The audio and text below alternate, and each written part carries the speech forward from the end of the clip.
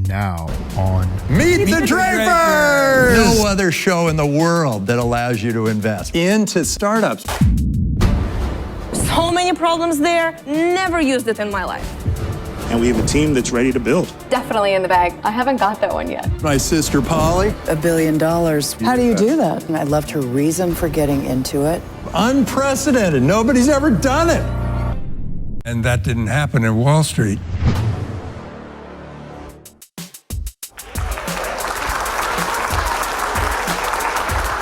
Welcome. I'm Tim Draper. I'm in the venture capital business with Draper Associates, and this is my father, Bill Draper. He runs Draper Richards Kaplan Foundation for nonprofit organizations. As venture capitalists, sense of accomplishment helps nonprofit organizations get started. Everything we can do to help others in need is so important. He's been a venture capitalist for many, many years, and this is my sister Polly.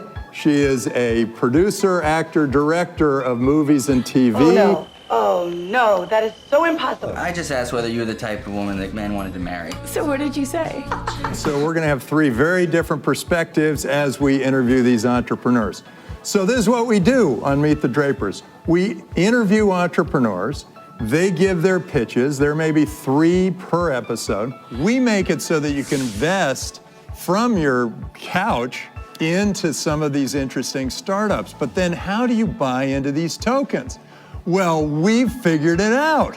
And so through Meet the Drapers, you will go on to the Republic site, you'll lend some money into the company will then buy you some tokens, and within some period of time, they will get you your tokens. It should be 1 to 3 years once those tokens are issued, and you will be a token holder. This is unprecedented. Nobody's ever done it. So what I thought we'd do first is just sort of say, what do you think, Dad, makes a great entrepreneur? An entrepreneur needs to be, a good entrepreneur needs to have a lot of energy, a lot of drive, willingness to break through brick walls. A good entrepreneur should be able to build a team. And Polly, you're an entrepreneur. You created the Naked Brothers Band, the show on Nickelodeon, and you created a movie called The Tick Code, and you created one recently called Stella's Last Weekend. Yep, that's coming out in October. Coming out in October. Everybody watch Stella's Last Weekend in October. I'll add my piece to this. Yes. No bother. When I look for an entrepreneur, I'm kind of looking for someone, yes, like Polly, someone who is passionate about what they're doing. Related to you?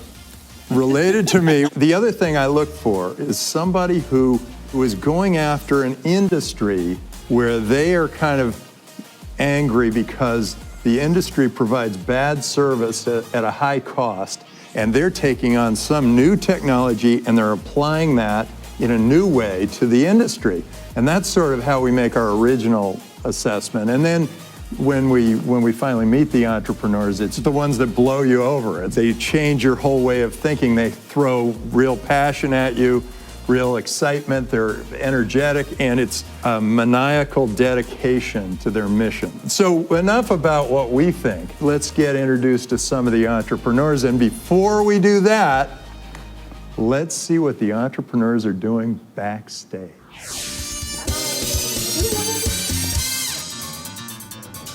When I entered, I saw this Tesla.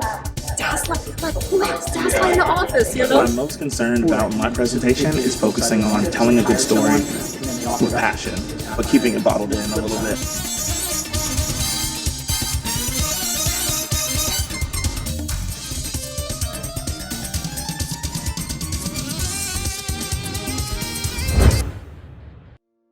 Hey, I'm Harold. I'm the founder and CEO of Bandwagon. We're building this company so that fans everywhere, whether it's sports or concerts, no matter where they bought their tickets, can be real and authentic. I know what it's like to spend $100 and not be able to get into the game. We want to preserve that fan experience. Uniquely, sports brings everyone together. And so that's something that's really inspired me to kind of connect in that similar way with friends and family as we continue to build this. And so building this company from Greenville, South Carolina, and really just looking at my journey here from being the son of an immigrant, Jamaican-American family, I want the Drapers to see an entrepreneur who's willing to run through a wall and do everything they can to overcome obstacles to get to this point. Welcome to Meet the Drapers. Give us your pitch. Thank y'all for having me. I'm Harold Hughes, and I'm the founder and CEO of Bandwagon. But before that, I'm a sports fan. And like most sports fans this year, I was watching the NBA Finals, watching the Golden State Warriors take home their 3rd title in 4 years. But most Golden State fans really wish they could have been in the arena with their team to see them win that title. With average ticket prices of over $1,700 to get in, fans who were hopeful were gonna have to try and find a deal. And that's where the problem began. Dozens and hundreds of fans were denied at the gate for this year's NBA Finals because, unbeknownst to them, their tickets were fake. And this isn't just a US thing. Just in May of this year, Barcelona announced a $1.8 million ticket scam. This is happening in headlines from ticketed live events like concerts all the way down to sports. And so what we've been able to do is harness the power of the blockchain to utilize the very core technology to make the experience better for fans. So it's safer because we're using cryptographic security. Our implementation is super simple, so teams don't have to go through the headache of pitching this and making it tough on their team. And last, we're making it secure. We view the future of this as SaaS, Stadium as a Service, giving the fans the ultimate experience, and that's why we're using technology like blockchain to make that happen. So I'd like to invite you all to jump on the bandwagon with us. Terrific. Couple of things. One is, what if StubHub just decided to put the blockchain on all those tickets, or Ticketmaster or whoever? Definitely. When we think about ticketing, it's a really siloed industry. You think about the StubHubs and Ticketmasters of the world, these are true competitors. And so the idea of one of those major companies creating their own blockchain and getting their competitors to participate is a lot more challenging than most I see. things. So you can be Geneva. You can be the safe spot. Yep. Everybody gets to use. Absolutely. Blockchain on its basis is a ledger. What we're using is a ledger that ties multiple ticket companies together so that they all are able to show that customer who's buying that this is a real ticket every single time. So there's no token here. No tokens. Yeah. Technology used in Bitcoin was the blockchain. And the blockchain keeps a perfect ledger of every single debit and credit that goes through. Right. It also can take care of all data. Any kind of data, it can verify that data. This is about making sure all those tickets are real and fair. Correct. So in that, Then why do you have more fan engagement and food and beverage sales and all that stuff? How do you make money that way? right, so the core of what we do is focus on identity. We want teams to know who's in the stadium on the day of the event, also concert artists and so on. So there's no real way for you to say a follow-up for if I buy a ticket on the secondary market and the team doesn't know I'm there, I don't get the follow-up, thanks for coming, here's half off of the next game. I don't get the opportunity to say 10% on merchandise because the team won. There's a huge disconnect between teams and the fans who are actually sitting there on the day of the event. But we also know there's scalpers and there's brokers and people who are making a lot of money taking advantage of people. With our technology, we're actually using the ledger to prove that tickets are real, to make sure that the person who's reselling them on these secondary sites is the actual owner. And then third, there's no restrictions in the ability to transfer. That allows teams to be able to increase fan engagement. That allows them to monetize extra food and beverage, because in that case, I'd say, I want to target the people sitting in section 113 for these last 100 hot dogs I have with 4 minutes left in the fourth quarter. Now I can message them directly. Today, that can't really happen because fans are showing up to the arena from dozens of different places. You can also reach all those people outside of the arena, right? Absolutely. So after they've been, you Before, have during, their after. identity, Yep. you have their name, and you can say, hey, there's another game coming up. Absolutely. You want to go Is buy that true? some? Is Yes, that what you that's do? exactly how we do it. So we want to focus on creating that manifest. And so we're using a permissioned blockchain. It's not like cryptocurrencies or Bitcoin or Ethereum. It's a permissioned blockchain, which allows us to say, this ticket company's part of the ecosystem, this ticket company's part of the ecosystem, and they're all able to verify that this is actually a real transaction and this person owns it. I mean, you need to get StubHub and Ticketmaster and all of them to say, yeah,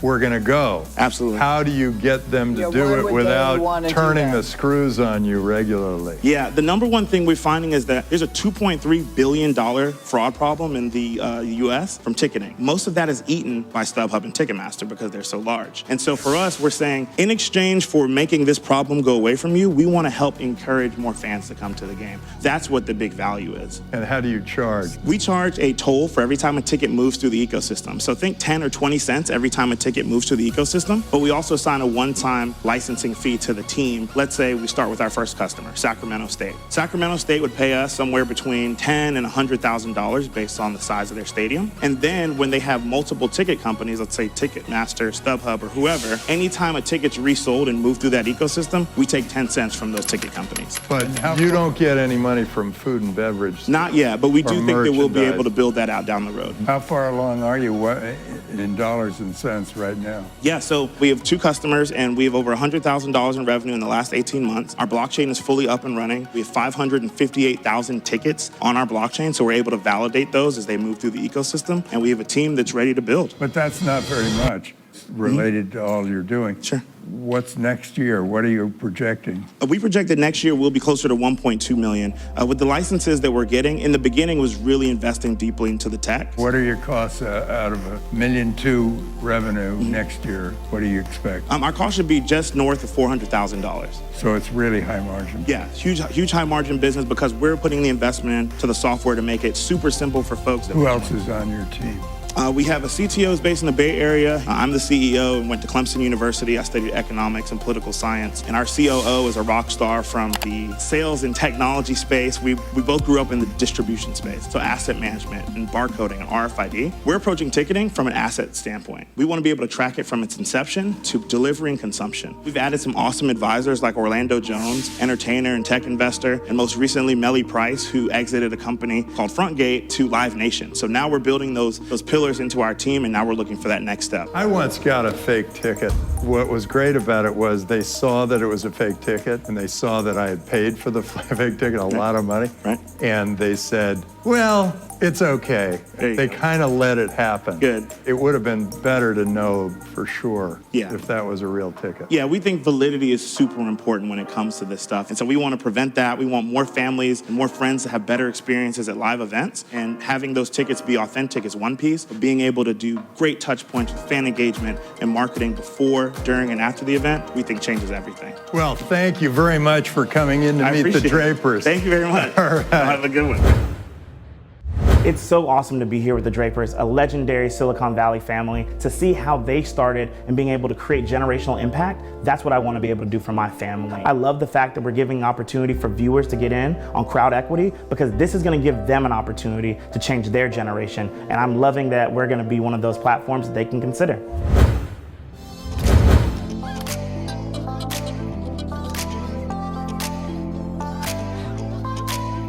So we'll see what our judges thought of Bandwagon. Polly, what did you think of Bandwagon? I like the idea of using the blockchain part. If this does expand into the concert arena, I know that when Nat and Alex, who were my sons, who were rock stars, there was one concert in New Orleans where they had sold fake tickets and there were a lot of little girls crying. It's heart-wrenching if it's something that you really cared about. But he wants the fact that he knows people in how to reach them later is I think a really it's probably big deal. The most important part of it. Yeah, that he ends up with everybody's identity Yeah. That brings whoever. me to the one thing that bothers me too, and that's the fear of grabbing people's identity. But I know that they'd be willing. There's just something about that that. But if you're a Nat and Alex fan, your kids are probably not going to tell you when their next concert is. Yeah. The benefit of giving a company your data is that you get better information yourself. And I don't know how he's going to get all of those people signed up, StubHub and Ticketmaster, But a couple of big ones. But the big ones are the hardest to get. That's right, and they're going to say, so he'll have to start small and they're build gonna, up. I should have asked him about that. Well, what's in it for them is they're going to save $1 billion worth of fraudulent tickets because they're the ones that have to eat the cost. If there's really that much fraud, Well, let's go to our oracle. Yeah. Let's see what the crystal ball, what vibes the crystal ball sends us about Bandwagon. Are we going to get on the bandwagon? Or are we going to be off the bandwagon? Okay, everybody got it? You can do this at home too. Thumbs up, thumbs down, thumbs all around. Ready? Thumbs up, thumbs down, thumbs all around. Interesting. We had sort of a very interesting mix this time. Yeah. We did. My thumb is sort of 3/4. Can you do that? I just did. So it's up to you, audience. You like that guy and you want to go back him, you can do it. You can go to meetthedrapers.com and you can invest. My name is Anastasia Green, and I'm founder and CEO of Oracoins. We are disrupting hiring market using one of the most innovative technologies in the world, like blockchain and artificial intelligence. I'm coming from Ukraine, and I'm seeing this huge inequality of salaries. An engineer in Silicon Valley can get price of $200 an hour. In Ukraine, will get $20 an hour. I think the difference of 15 times is not really okay. People should be valued and they should be priced and rated by their talent, by their actual technical skills. Drapers are visionary family, and it's such an honor to pitch to them personally, especially team being one of the first evangelists of Bitcoins, of cryptocurrency, one of the first believers. The show gives opportunity to bring the problem you're solving to so many people around the world. And now they will have a chance not just to hear about it, but also to participate and solve it together. Welcome to Meet the Drapers. Hey, give us your pitch. Hi guys, thank you. My name is Anastasia Green. I'm CEO and founder of Oracoins. We're disrupting Upwork and TopTal with the power of blockchain. I'm sure you know that the hiring industry is broken. There are so many problems there. One of them is it's really hard to find the right, especially tech talent. In the US, it costs about $38,000 and take you about 3 to 6 months to hire the right engineer. 36% of the companies are trying to hire overseas, hire remotely because it's more opportunities there, but it's still really hard to assess skills and trust person overseas. And then when you're trying to pay them, it's credit card scams, high transaction fees, like 20% fees with Upwork, and then some of the talent in emerging markets simply can't accept dollars. So we're building Oracoins to disrupt this market and to fix these problems. Right now, we've been building this company for 1 year. We established deep partnerships with Chinese company TalentBot that has 1 million engineers in China that are gonna be represented on our platform. We have partners in Silicon Valley with engineers. We have partners in Eastern Europe with one of the smartest brains in the world. And we got funded. We got angel round of 50K in this February. Right now, we're closing the deal for 300K, and we're fundraising our next round through the token sale. Great, so who's the smartest brain in Eastern Europe? Yes, that's a great question. That's our CTO. His name is Dmitry. He's in Ukraine now, managing the team. He's been in tech from the time he was born, I think. So you're due for your Aura. I'm a product-oriented CEO, so I'm responsible for product, and I'm responsible for business development, fundraising, and I guess inspiration.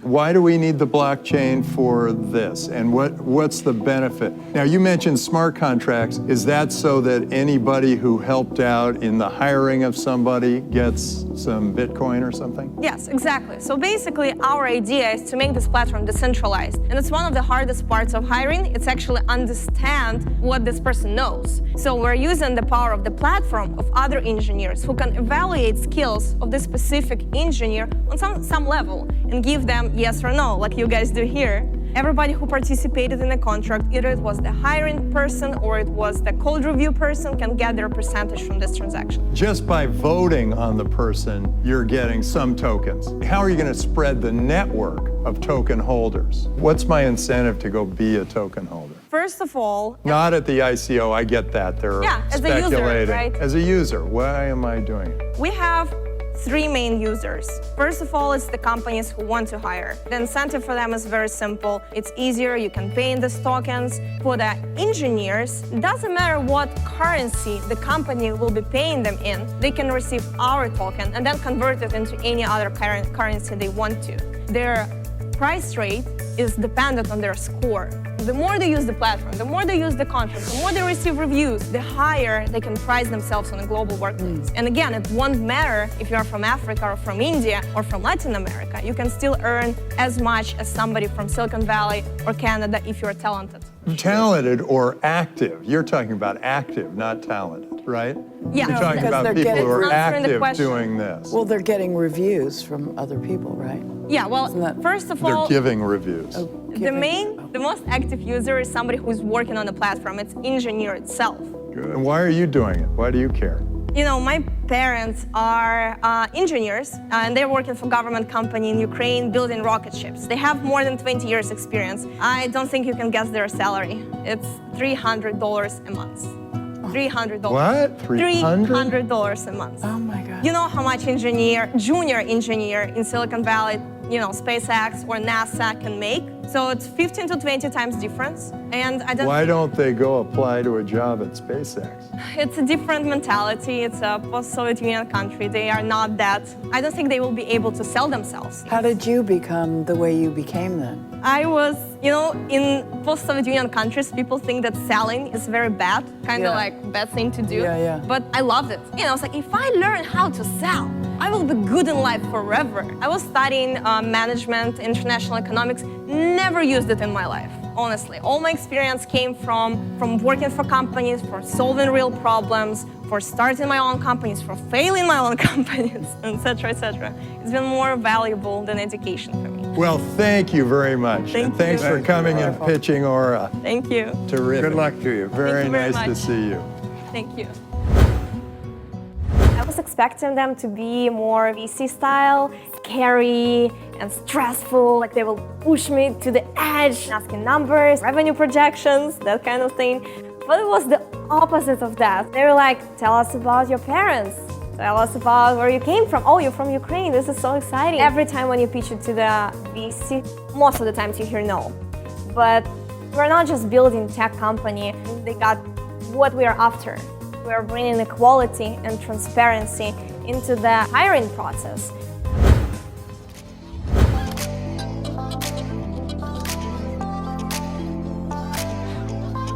So let's see what the judges think of Aura.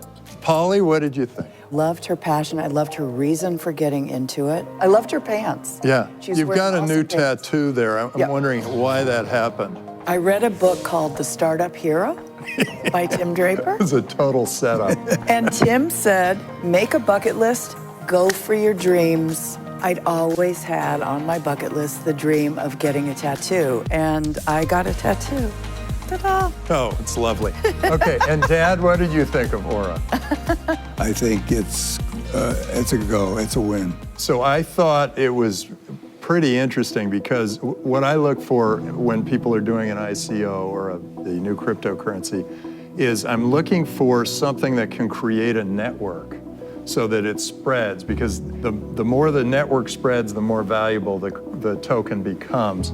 And she did have that. She had engineer to engineer, which is, by the way, not a really fast moving network, but engineer to engineer the network would spread and it would become more valuable. And there was a real reason for people to buy the tokens. A lot of these ICOs are just like, hey, buy my token, and then they're out there and there's Will a you coin explain and the there's real no reason? value.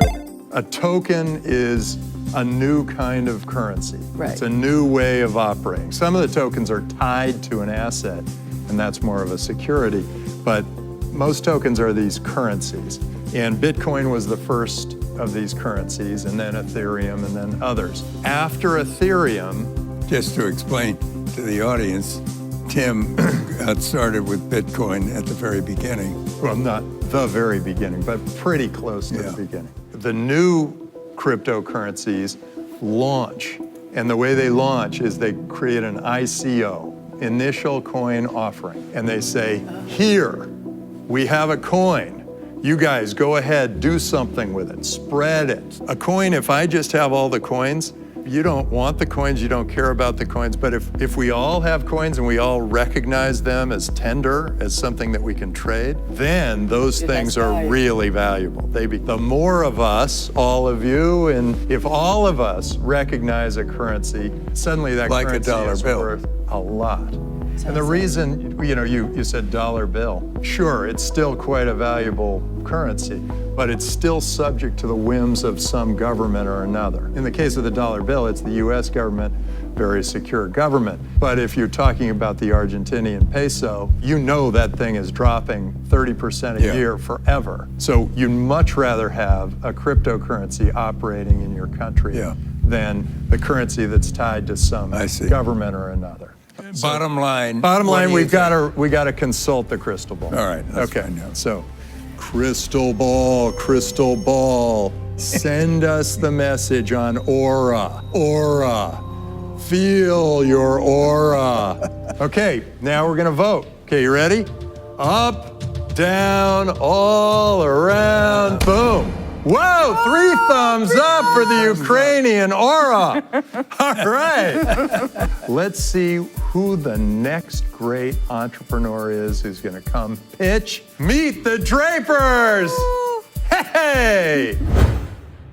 Hi, I'm Chelsea, the founder and CEO of Shipsi. We are giving consumers the ability to order now and get it now. We are delivering merchandise to consumers directly into any existing e-commerce market. We put a button at checkout so that consumers can have their stuff within an hour or less. I knew retail and I knew the technology and I knew the opportunity behind it. I wanted to make every shopper's dream come true and give retailers the ability to meet today's consumer demand. It's such an honor to actually be here. I feel like everyone knows the Drapers and now I get to meet them in real life. It's like we're taking a relationship to a whole new level.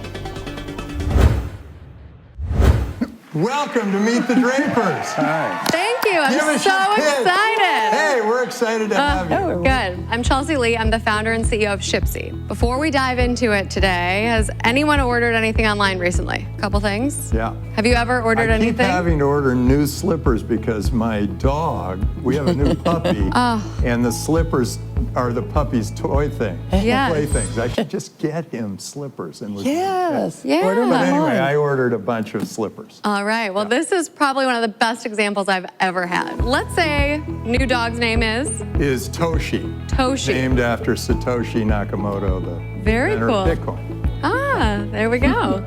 So Toshi is chewing up all your slippers. Yes. You want to order a new pair right now before bed, or you have some guests coming over, you want to be cozy.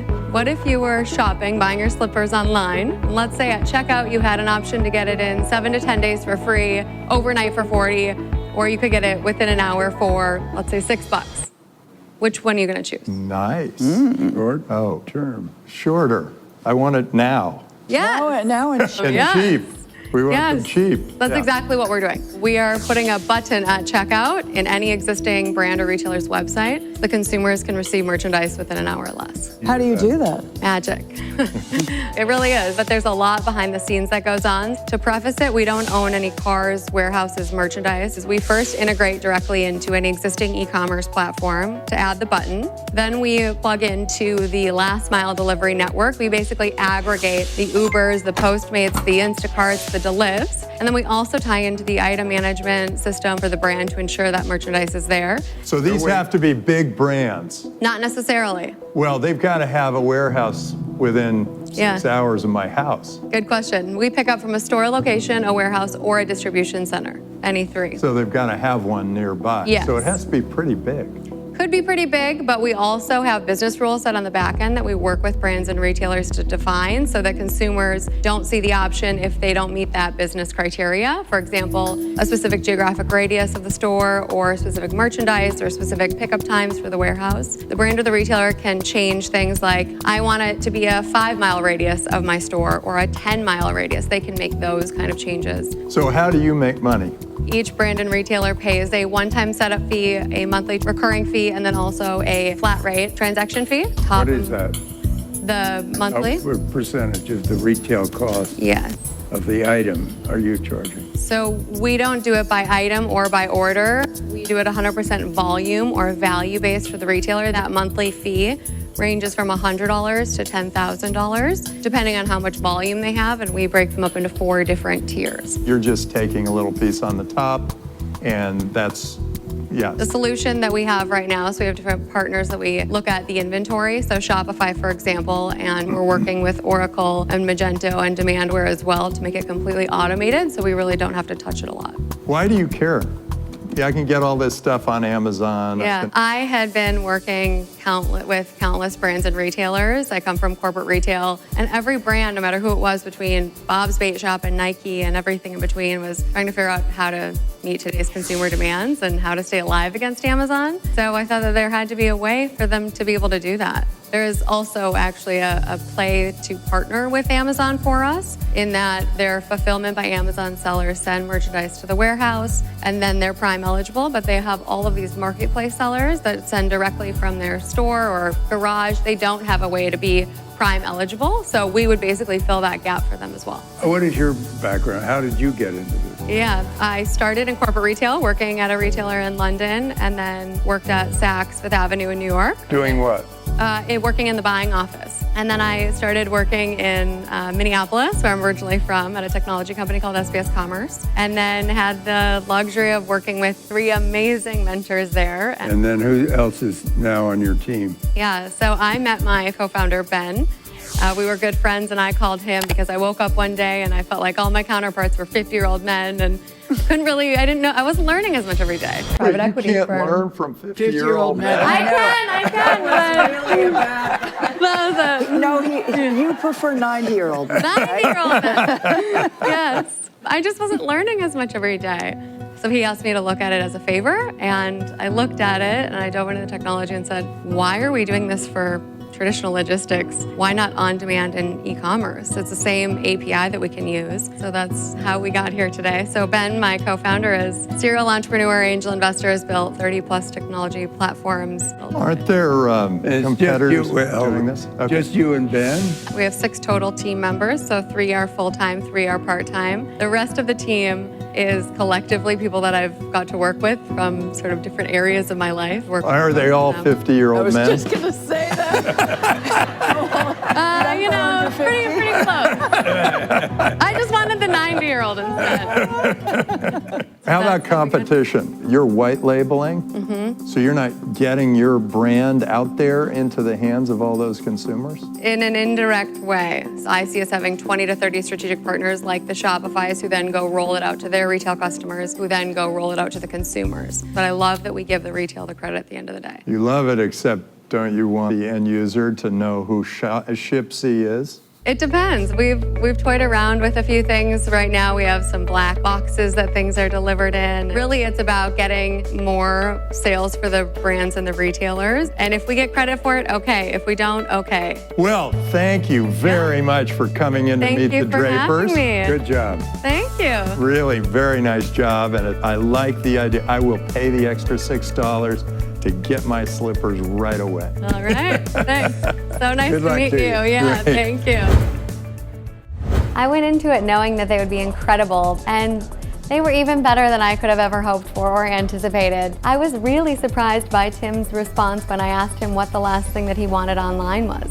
Slippers? I haven't got that one yet. I wish that I would have changed the way that I said the pricing a little bit. Bill had asked me to clarify, and I realized that I just completely skipped over what the monthly fee is. And I really liked that I actually got feedback. Tim said, I think that you need to have your brand out there. Something that no one has really had the courage to tell me. It's definitely in the bag. I thought that Bill was gonna get his checkbook out. I even brought a pen.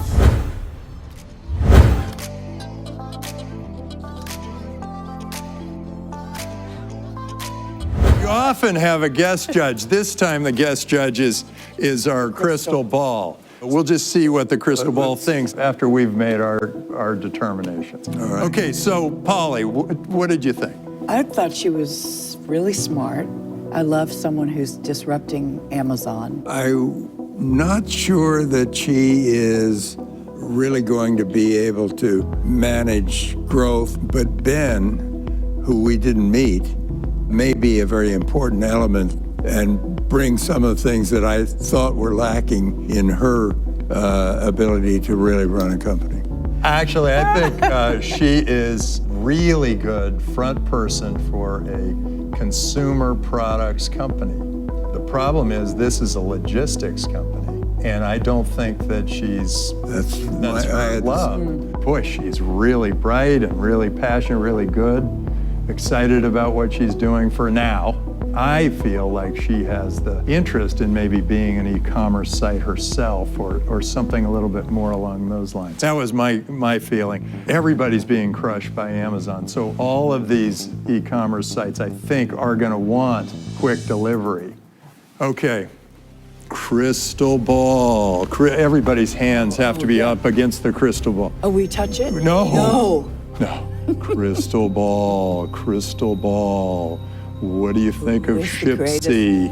Of all. I know everybody's gotten a message from their crystal ball. Now let's vote. Okay. Up, down, all around. And there you have it. But you, the viewership, you can make your own determination. You can decide, you can fund her. Fund Shipsi, go to meetthedrapers.com, and you'll have an opportunity to go ahead, put $100, $200 right behind her, and make her a success and get your slippers in less than 6 hours. You all know that I love crypto. I'm wearing my Bitcoin tie. I'm totally into all this. It's gonna change the way everybody operates. And so we have a special extra piece to this program, and I'm gonna interview a series of people, one per show, about the blockchain, Bitcoin, Ethereum, whatever.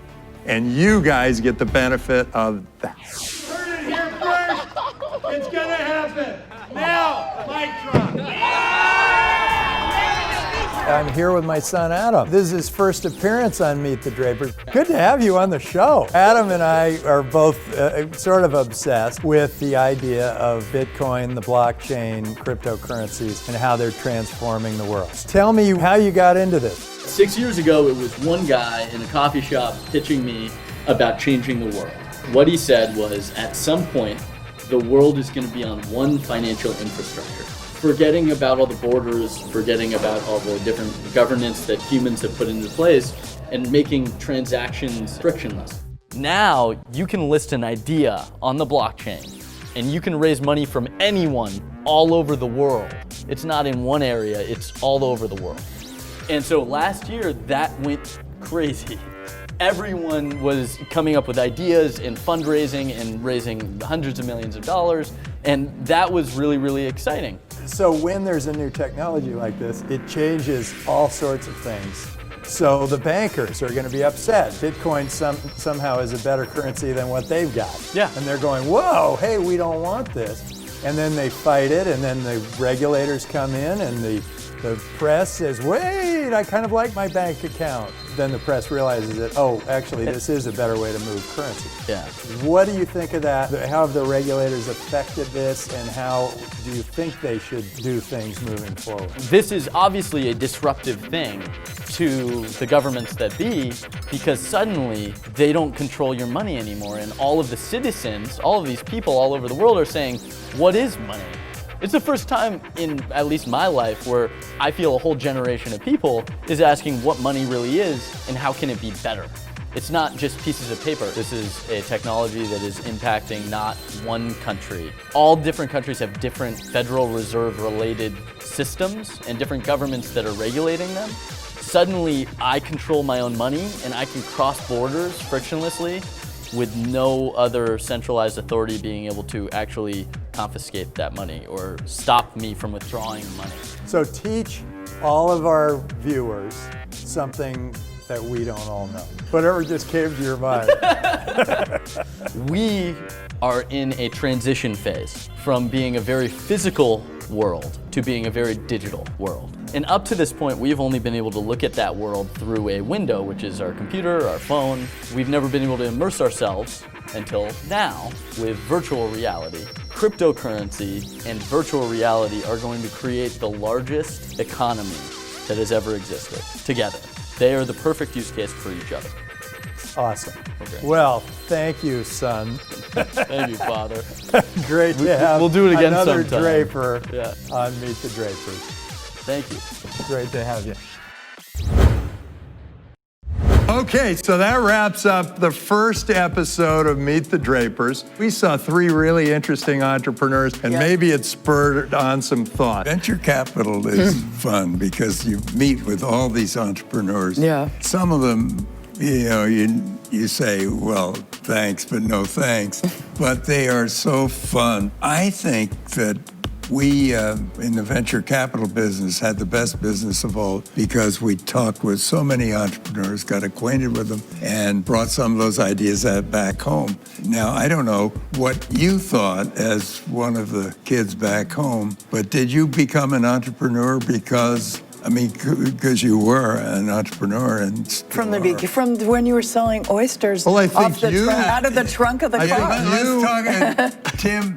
That's right. Tim brought oysters from Inverness down to Atherton, a 2-hour trip in the car in some faulty freezing. It was hot weather. It was a The car never smelled the same. He didn't. I don't think there were any deaths reported from bad No, oysters, but one of them blew up in this woman's microwave, which was when I did door-to-door sales, and I said, oh, she said, do they work in a microwave? And I said, oh, yeah, let's try it.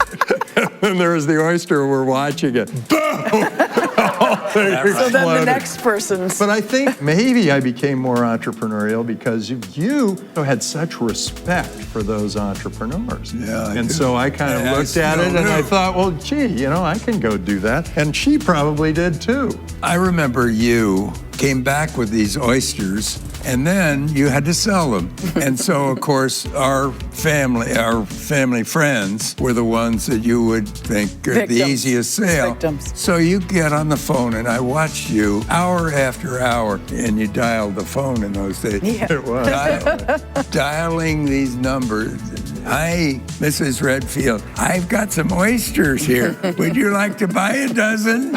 And hour after hour, you were on the phone. And I knew you'd be successful. It takes persistence and dedication to the job of finishing the sale. That is why I'm so in love with all these entrepreneurs that we're meeting. And now we're going to have more entrepreneurs this season, a lot of interesting blockchain, a lot of interesting new kinds of e-commerce companies.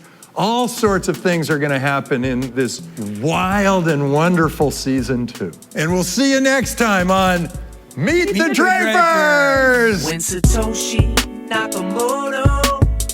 The biggest blockchain event that has ever happened on the West Coast. Welcome to Token Fest.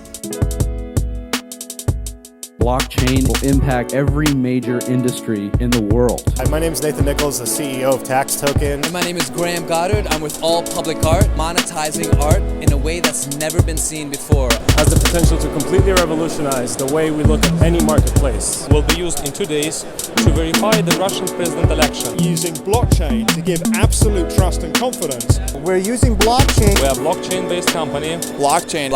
Blockchain is the future.